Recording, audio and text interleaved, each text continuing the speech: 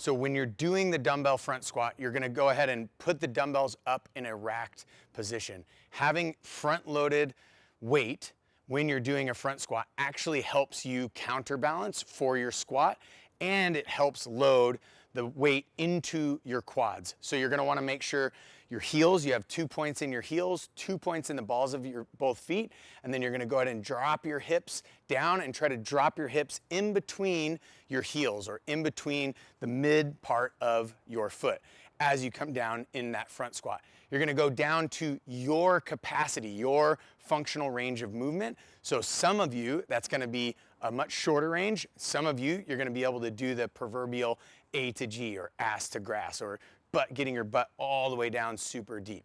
Neither way is wrong. It's what you have for your functional range of motion. Notice that your abs have to be entirely engaged because of that front load.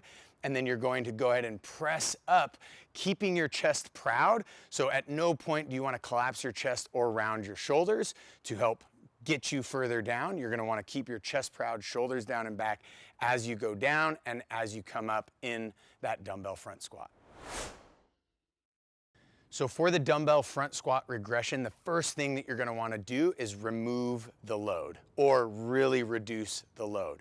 The next thing that you're gonna wanna do is actually decrease the distance that you move, right? Decreasing the distance makes it far less dangerous. And then the last thing that you're gonna wanna do is reduce the speed. So if removing the load, you're still having issues, then go ahead and go a little bit less distance, and then if that is still creating issues, slow down the movement.